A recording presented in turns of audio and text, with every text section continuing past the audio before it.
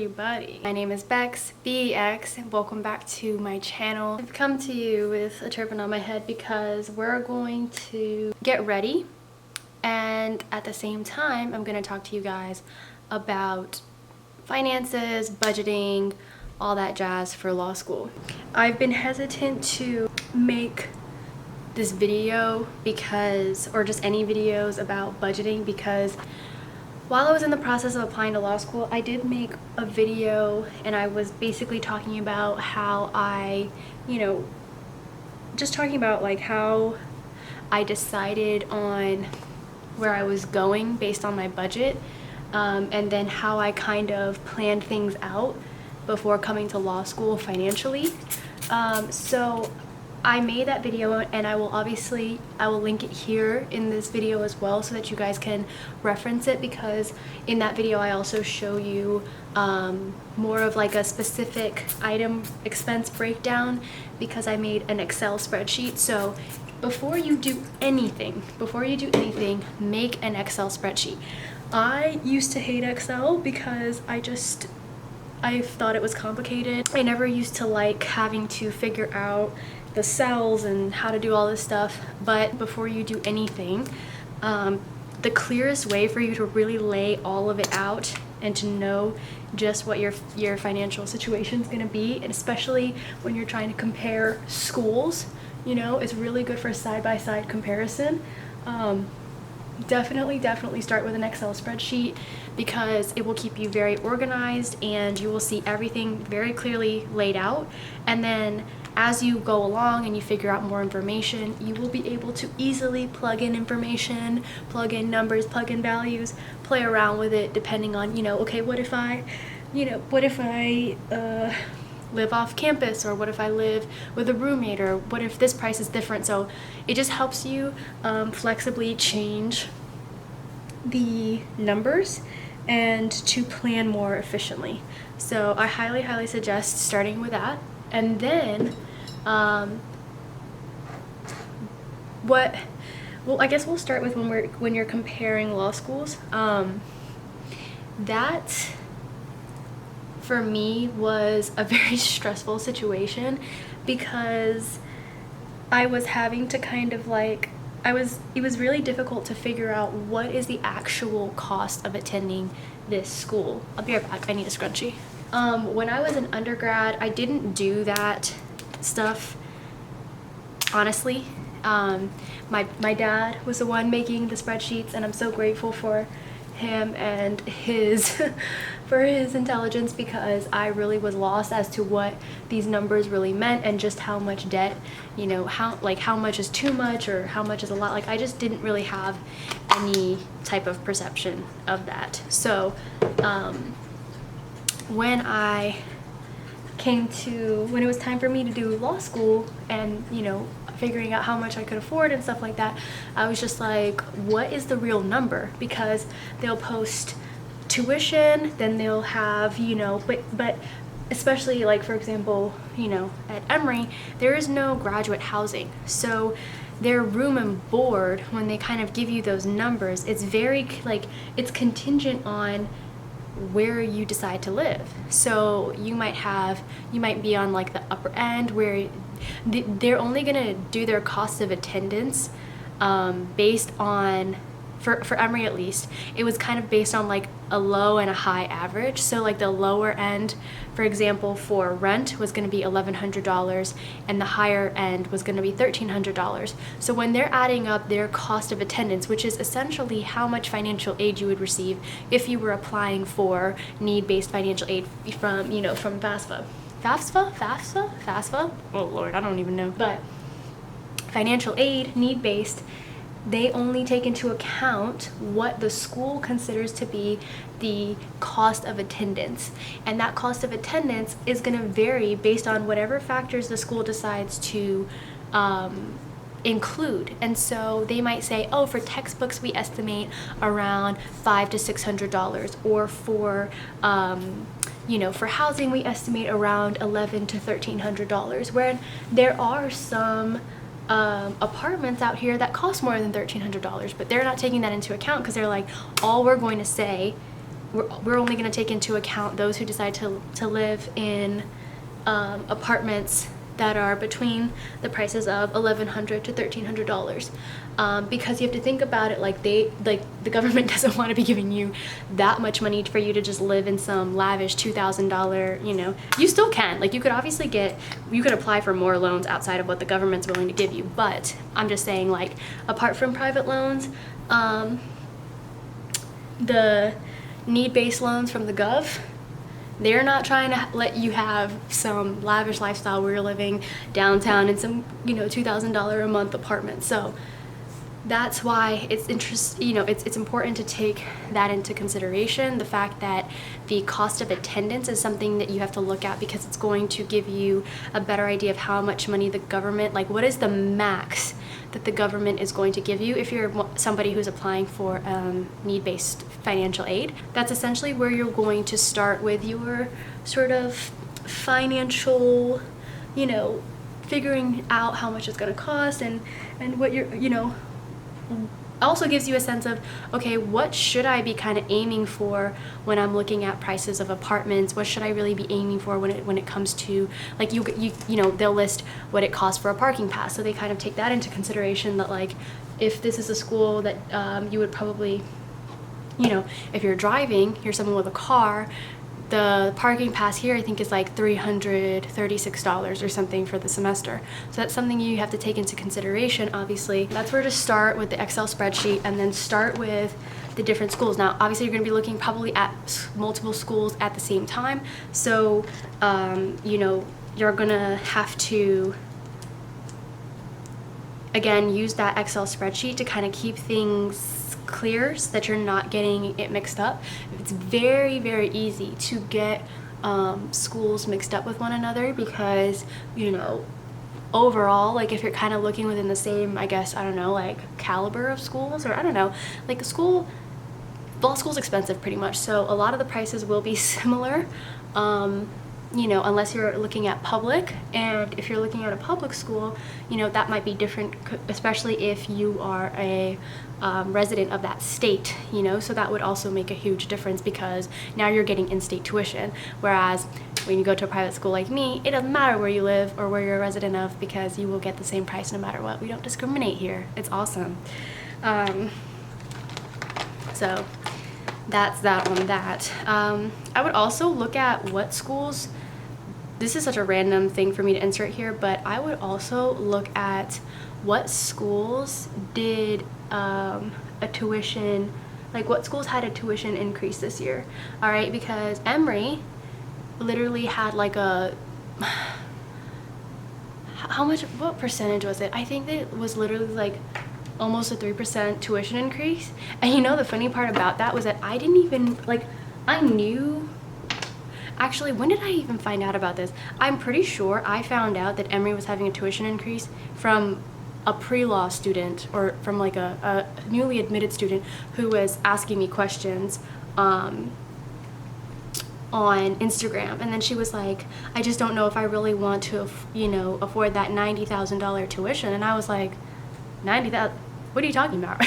And she was like, oh, well, you know, this year tuition, and they're going to increase tuition for next year. And I was like, oh. Like, I literally didn't even know that tuition was going up. So that's not on that. But I would try and see if you can find some information on schools that are increasing their tuition, because that, in a pandemic, in a whole panoramic, these schools are increasing tuition. Like, are you kidding? The audacity. It's the audacity for me, you guys. So I would definitely look into that, because if you're being very, you know, cautious with your money right now, you want to take into account that that might not be, you know, the pricing and the budgeting and all of that stuff that you're looking into right now, it might not be the same amount by your 2L year. So whatever you're trying to account for at the moment might not be the same situation. So you definitely want to make sure you're taking that into account, the fact that it could change. And maybe a way to kind of get a step ahead of that is to see what schools after this year are increasing their tuition. That's where I would start for people who are kind of just like, I don't really know where to start. I don't know how to start comparing these schools. You know, if you've got your acceptances and, you know, even though you've put a deposit down somewhere, there are a lot of people who put down multiple deposits, and that's a smart move, you know.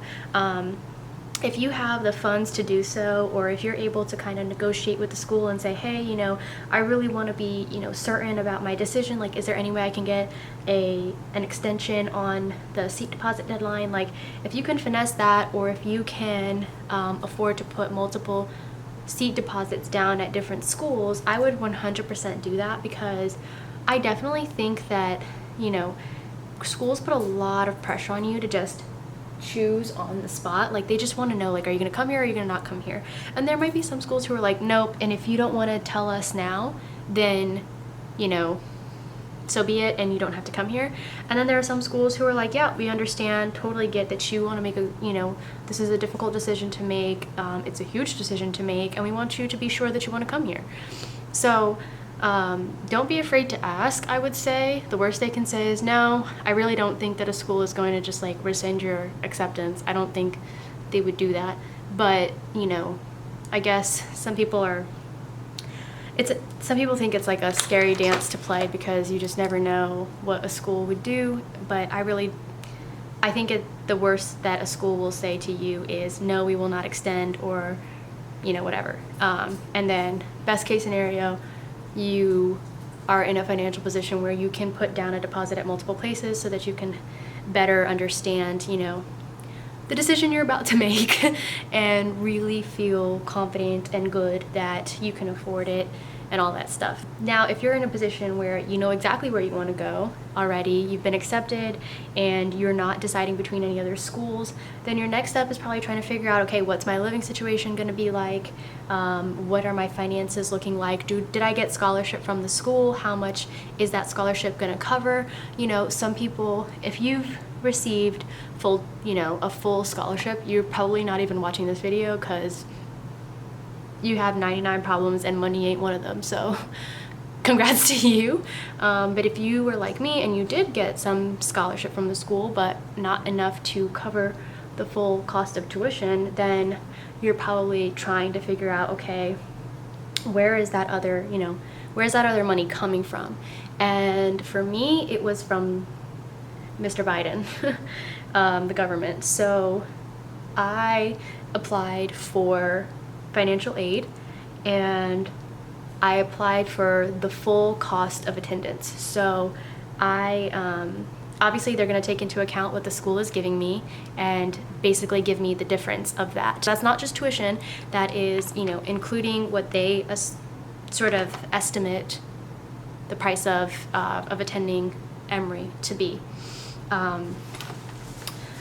So I had to apply for financial aid because Mama don't have that much coin, and it's very expensive to attend this university. I have no idea what this really looks like. I've never really done like my makeup on the camera like this. I feel like a beauty guru. It's expensive, so I applied for aid, and it's a very simple process, honestly.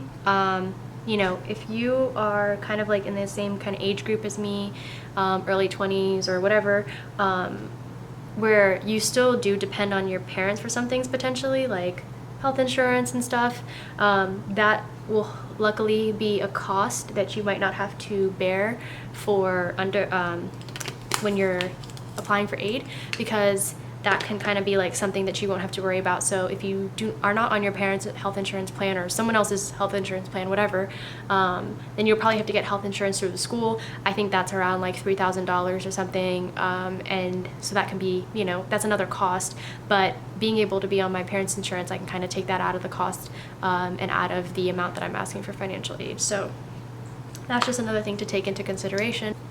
The next thing really is just trying to figure out, okay, are you going to ask the government for money, or are you going to ask private banks for money. And you have to understand that when you are applying for private loans, those are going to be different interest rates, probably higher interest rates, and those are not really always going to be a guarantee. There are lots of banks that you can get money from, so I would not, stress out about that entirely.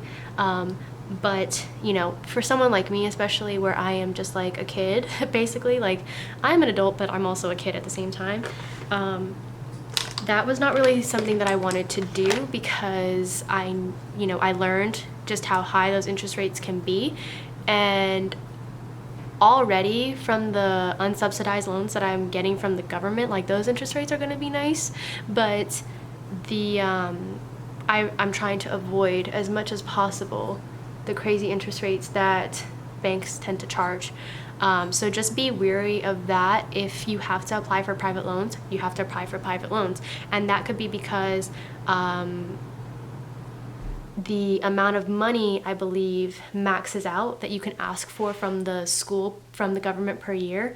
I believe it maxes out, and I don't know what the exact number is, but there's but so much that you actually can ask for. So that's another thing to take into account. Is like, yes, you can ask for the max cost of attendance, but there is a cap as to how much you can actually apply for. So or how much the government is willing to give you. So that can be kind of a pain in the butt, because now you're like, okay, now I have to look to other sources of funding to make ends meet, essentially. It's not a bad thing to go to a lower ranked school if they're giving you more scholarship, because you just really don't realize like just how much those numbers start to add up. And you also don't realize like where you're getting this money from, all this debt, who you're really gonna be owing money to. That's gonna matter, and it's going to have different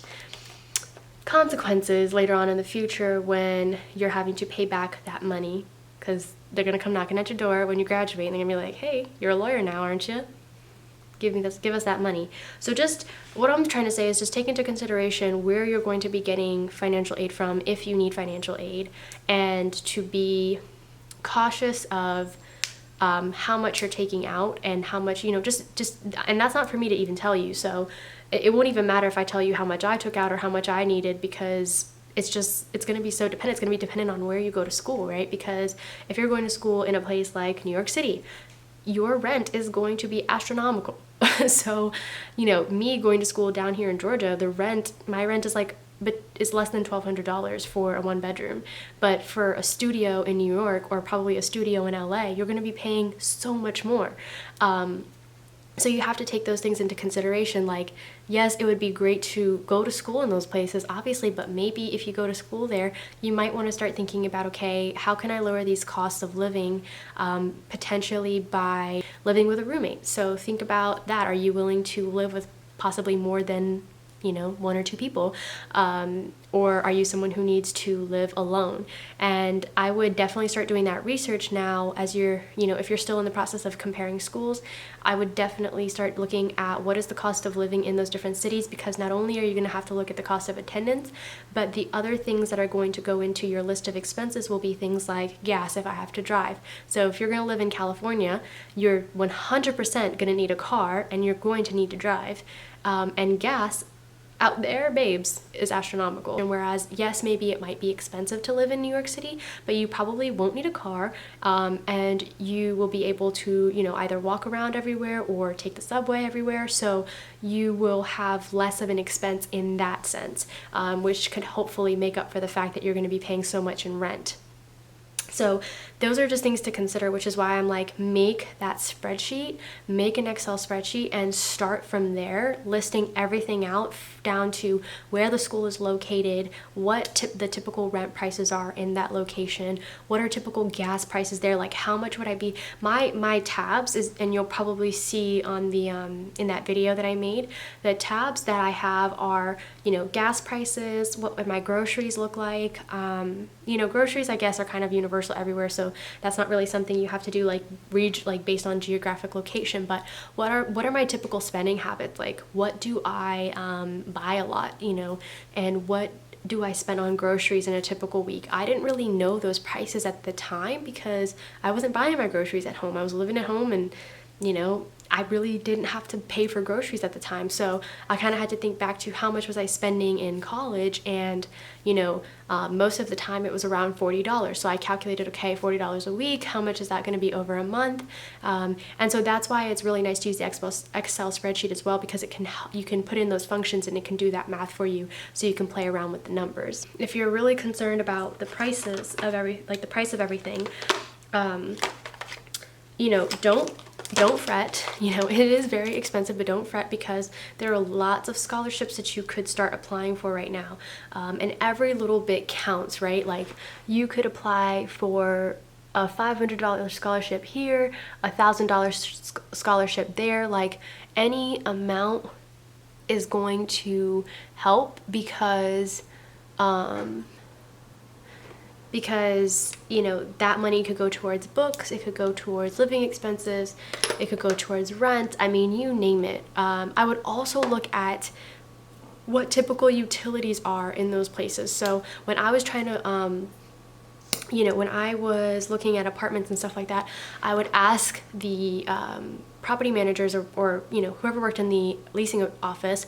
I would ask them stuff like, so what's like a typical water bill here? What's a typical power bill here, or electricity bill? So kind of start to inquire about that. Think about there's so much to consider, but like, think about the climate of where you're going to be. Are you going to be in a place where you're going to be needing to use the heat all the time? Are you going to be in a place where you're going to be needing to use the AC all the time?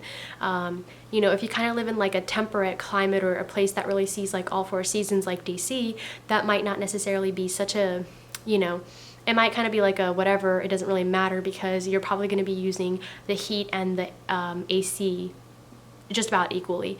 But if you are going to go to school somewhere in Florida, you're probably going to be using the AC all the time, especially if you are not from there.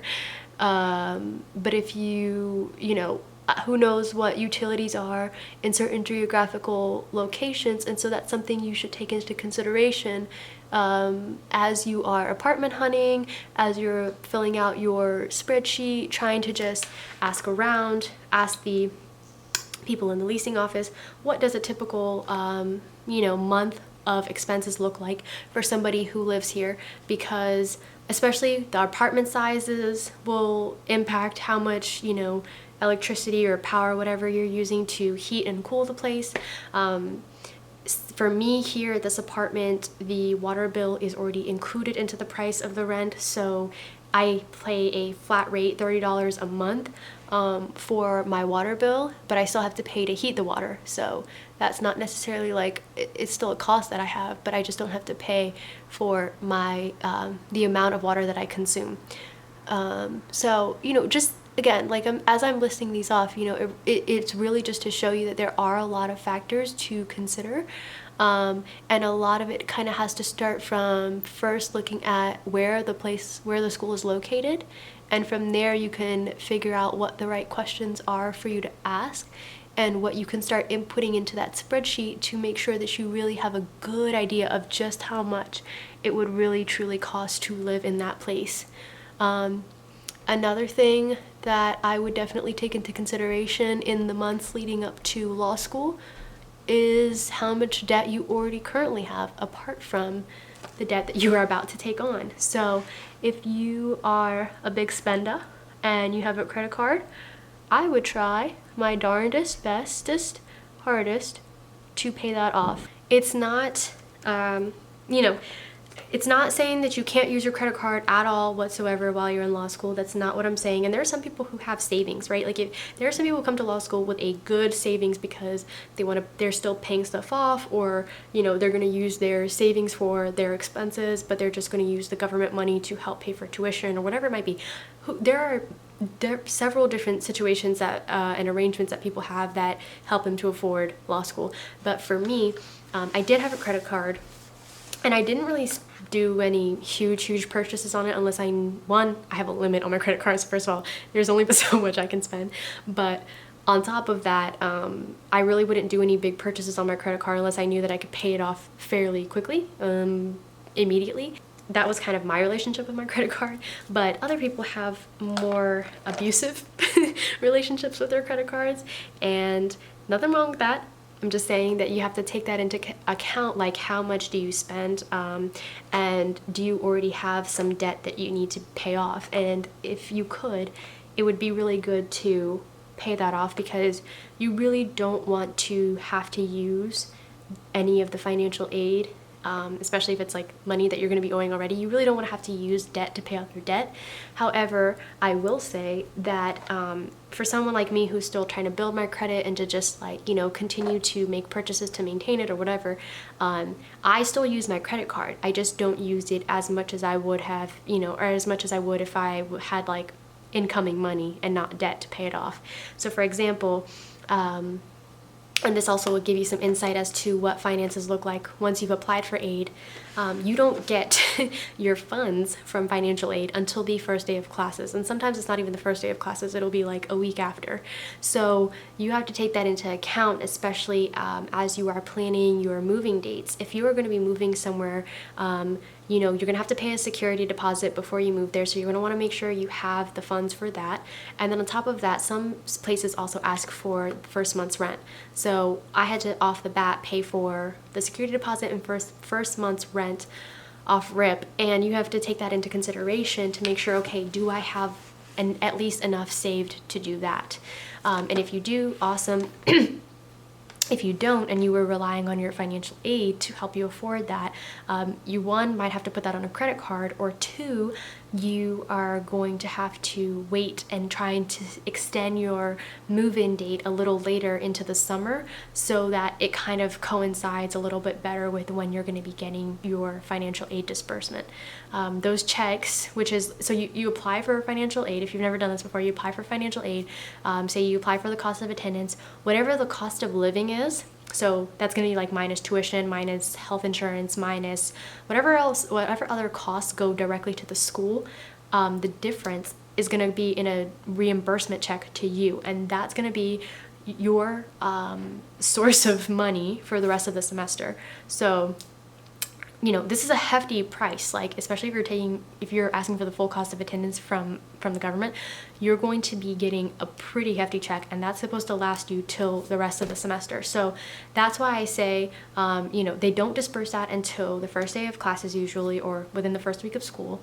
And you're going to have to make that last. So there's another reason why you need to make that Excel spreadsheet, so that you are very clear with yourself about how you're going to be spending that money, because you will be gifted with this huge check at the beginning of the semester. If you didn't have to do this for undergrad, you will be gifted with a huge check, and you have to be very smart about making sure you make that money last so that you are able to pay your rent from August till this January, really, because the next time, and you have to think about this too, the next time that you're going to be getting the check again for the upcoming spring semester is not going to be until the first week of classes for spring.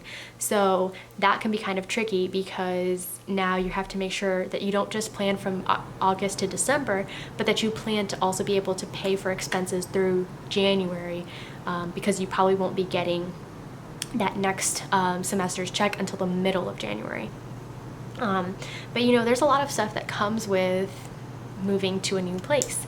So it's not just getting the apartment, like, okay, cool, you've saved enough money to get the apartment, but now you need to think about furnishing that apartment. You need to think about, now you live here, so groceries, and you're gonna have to start paying for stuff. So I would definitely start to take into account, like, okay, when is gonna be the best time for me to move before I get that reimbursement check?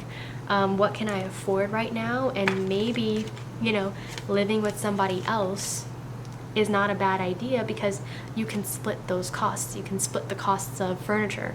You can split the costs of utilities and rent. So, you know, kind of just not to say that living with someone else is the only way to afford law school. I live alone, but it's just things to think about if if living alone isn't really a priority for you, then maybe just go ahead and live with somebody else, and you will, you'll be better off for it, because now you won't have to pay for everything alone.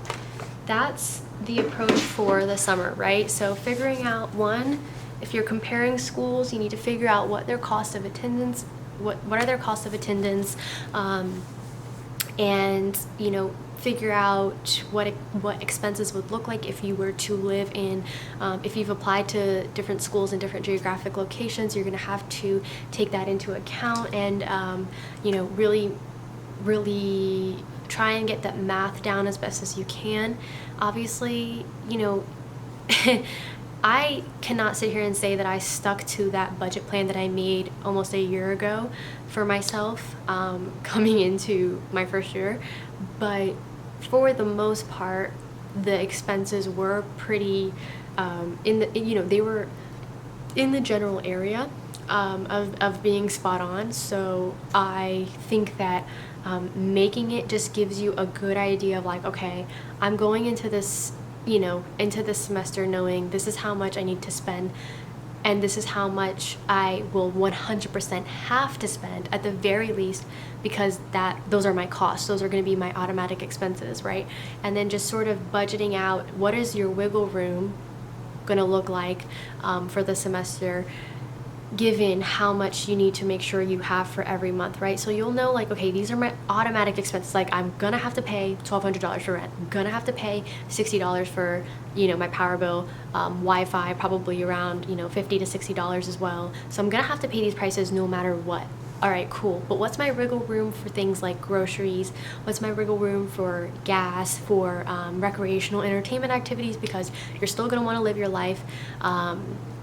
And what is that going to look like, and just how much can I spend? Like, what would really be the max that I'd be allowed to spend and still be able to have enough money to live, and not have my check run out before January.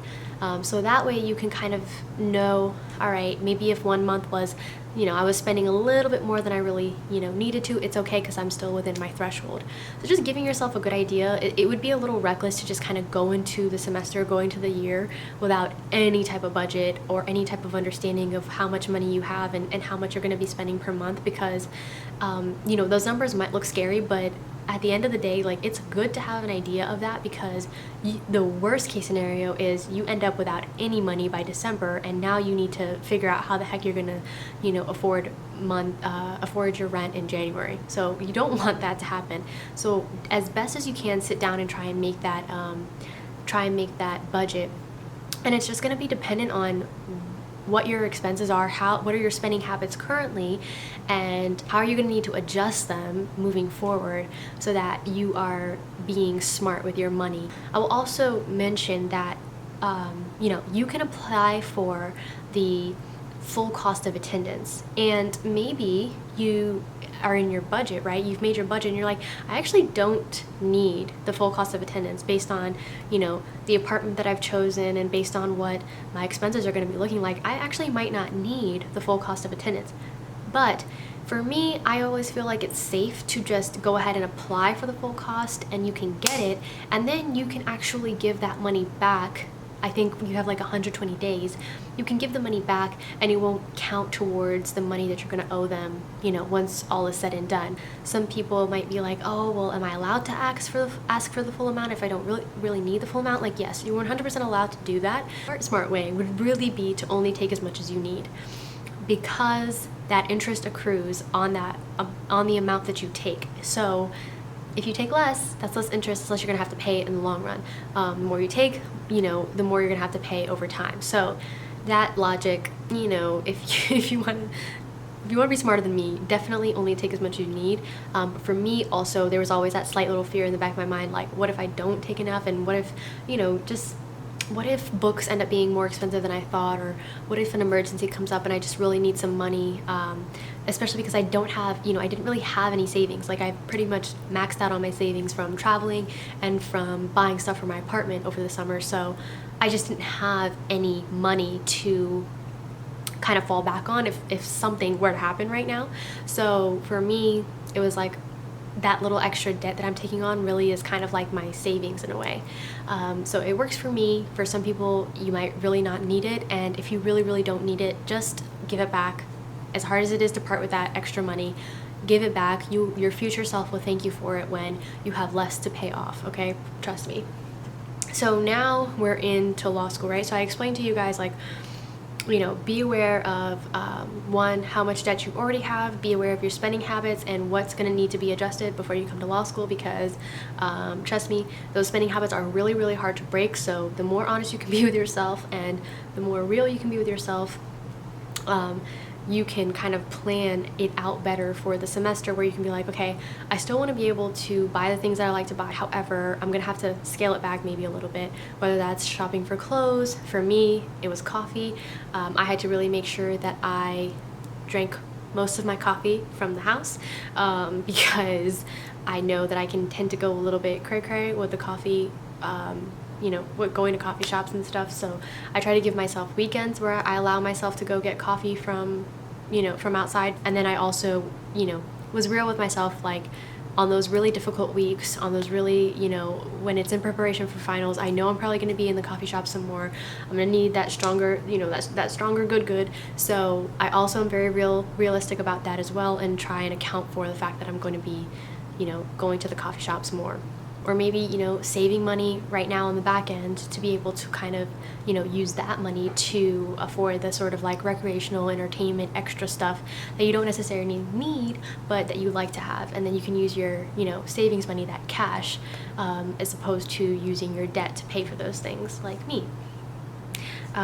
So once you're in school, you know, trying your best to stick to that budget. It's going to be difficult. There are going to be times where you want to go out with friends. You're going to want to, you know, for me also, moving to a new place, I really want to try a lot of different restaurants. So I really try my best to eat in the house on the weekdays, and then on the weekends allow myself to get food, you know, from outside, like at least, you know, on a Friday or on a Saturday, because it's so boring to just eat at home all the time. But you have to keep reminding yourself that you have food in the house, because it is so easy to go overboard with that stuff, because of the fact that you're so busy and you're just like, I don't want to cook right now. Like, I literally do not. It's really sad too, because like cooking for me used to kind of be like a fun time, it used to be really relaxing, and now it's like, it's just extra time that I could be using to read, or could be using to do something else, or literally just sit on the couch. Like, it would be so much easier if I could just go and get food from outside. But trying to stay disciplined, trying to keep myself in the house. So just being smart about that. You know, again, it's not easy. It's a lot easier said than done, but it's really, really worth it, I think, if you can at least make the budget. Just make the budget, make the spreadsheet first, and that will give you a better understanding of just how much you can spend, because then you're not going into the semester blind, and you can really like let yourself, you know, have those nights where you go out to eat, or have those times where you go and get a coffee from outside, because you did the budget beforehand and you know just how much you can spend. Also, as I mentioned before, once you're in law school, there are scholarships that you can apply for. I mean, there are really some hefty scholarships, and there are some scholarships that are like 1,000, 500. You just have to look. There's lots of databases you can look for, you know, legal scholarships, law school scholarships. I would definitely look into those. I haven't applied for any just yet. Actually, I did through the school. Another thing you're gonna have to kind of think of as you're going through the first year, specifically in the second semester, is now you get that check in January, and you need to make that money last not only from January till May, but from January till the next check, which isn't until August. If you're not going to get a paid internship for the summer, you're going to need to figure out how are you going to afford your rent for June, July, and August, because rent is due the first of the month, babes. So you're going to have to figure out, how am I going to have 3 months worth of rent in the summer? How am I going to make that check from January either last all the way till there? Am I going to get a job over the summer that I'm going to like work on the weekends or at nights? Do I have savings? Whatever it might be, you're going to have to take that into account as well, because you forget in your mind, you're like, okay, the next check I have, you know, I'm just gonna make it last till the next check. And then you're like, wait, I'm not getting to the next check for another 8 months. So that is a huge gap to kind of make that money stretch. It's possible. I do think it's possible, but it's just like you have to take that into account. Now, if you make it, your goal that you're gonna get a paid internship for the summer, then maybe that won't be too much of a worry for you, because most of the time, you'll be at least getting enough to at least pay your rent for the summer. Another thing to take into account as well is, are you applying for an internship out of state? So now, not only are you worrying about paying your rent of the apartment you currently live in, but you might be moving somewhere else for the summer if it's not remote. You might be moving somewhere else for the summer, where now you're going to think about, where am I going to live in that new place? So if I'm in Georgia but I apply to somewhere in Houston, now I have to figure out where I'm going to live in Houston if I have to be there in person, and now I'm paying for rent for 2 apartments. So that's another thing to kind of take into consideration as you move into your second semester, really being aware of just how much you're spending and what your summer plans are going to look like, because that will be important to know so that you have a roof over your head. If you're working a public interest job, don't fret. Don't feel like you have to just go for big law. There are, at my school at least, we have public interest scholarships, we have grants. There are also just grants out there that you can apply for, so look for them. Don't feel like you have to just go for a big law job just because it pays. There are ways to still get funding for those who decide to go into public interest. And it's not going to be as much, perhaps, but it is still enough, hopefully, to at least help pay for your rent, help pay for any other expenses that you may have over the summer. A lot of this is really for those who are applying for financial aid from the government, or private financial aid, and you are having to take into account how you're going to make those checks stretch, especially if you don't have any kind of money coming in from anywhere else. Like if you don't have a spouse, if your parents aren't giving you any money, if you don't have a job, like definitely need to really understand, like, this debt is serious. I don't want to have to ask for more than what I really need, but I also want to be able to live and have a roof over my head at all times. This video is pretty long, so I think I'm going to end this here, but I feel like I touched on a lot of steps of the process. A lot of people kind of want to, some people did ask about apartment hunting and how I found an apartment. I used this app called Apartment List. It's like a purple icon. I'll put a screenshot of it here. And it was very useful for me to sort of, you can have filters on it, and it's like Tinder actually. You can put filters on, like your workplace. For example, my workplace was Emory, so I could put Emory in there, and I could put filters for, like, I want it to be close to my work, I want it to have certain amenities like a pool, or I want it to be dog and cat friendly. I want it to have hardwood floors, I want it to have a washer and dryer already in the apartment, whatever it might be, and you can kind of put those filters on it. And once you've kind of set all of your preferences, then it gives you a list of apartments, and you can start swiping left or swiping right for the apartments that you do and don't like, and it'll kind of narrow it down for you, and it'll put it all in one list for you, and you can kind of go in and look at what apartments are available, contact the leasing office, all that type of stuff. So those are a great place for me to kind of have a centralized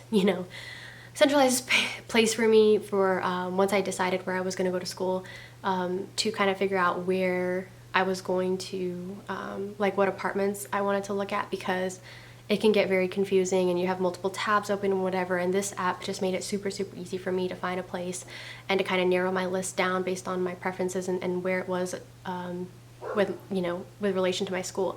Now I will mention that for me, I was apartment hunting in a pandemic, and it was in the prime of the pandemic where they weren't even doing guided tours. So, some places I could visit and I could see the apartments for myself, but there wasn't really anyone guiding me around the complex. So I was really just having to kind of get a feel for it myself. Or some people did like video tours, so you would FaceTime the leasing office and they would show you around the apartment. So that was very like special case. I think right now they're kind of back to normal with that. So if you can, I would definitely try and visit the place and get a feel for the apartment, get a feel for how close is it to school. For me, I tried to do like a practice commute, tried to see from a majority of the apartments that I was looking at, try to see how long it would take for me to drive from that apartment to the school. That sort of helped me narrow some places down a bit. And honestly, there's just nothing like seeing the apartment for yourself. You really do want to make sure. I know beggars can't be choosers. You can't get too picky when, you know, you're on a budget. But at the end of the day, like, you still want to make sure that where you're living is somewhere where you feel safe. For me, especially moving to a whole new city where I don't really know a lot about it, I want to make sure that where I'm living is going to be a good place and that I'm going to feel safe, and that it's convenient. It's near, grocery stores at least. A Target, maybe, that'd be great, some coffee shops, but more importantly, that it would be an easy commute for me to school, because I heard a lot of bad things about Atlanta traffic. So especially if you're going to be moving to a new place, try your hardest if you can to go and visit that place and see the apartments. Use a website or an app where you can really centralize all that information. The more centralized the information, the more organized you can be, the less overwhelming this whole process is going to seem. So Excel is going to be your best friend. Apps where you can easily find this information, they're going to be your best friend as well, because the more unorganized, the more you're trying to go all over the internet to find this info, the more overwhelmed you're going to be, and you might not end up making a great decision for yourself if it's not organized. So that's really all I'm going to say about this, and I really hope that you guys got a lot out of the video. I really tried to pack as much info as I could in an hour, and this is going to be hell for me to edit, but whatever. If you liked this video, guys, please give this video a thumbs up and comment down below any other questions that I haven't, answered in this video. I have no problem making another one, because I know this wasn't as organized, so there probably are some things that I missed as usual. So please just let me know what that is, or DM me on Instagram. I'm always answering your questions, because I know that this is a very, very big decision. And as always, please subscribe so you can see more videos from me in the future. And I will see you guys in next week's video. So thanks for watching. I'll see you guys later.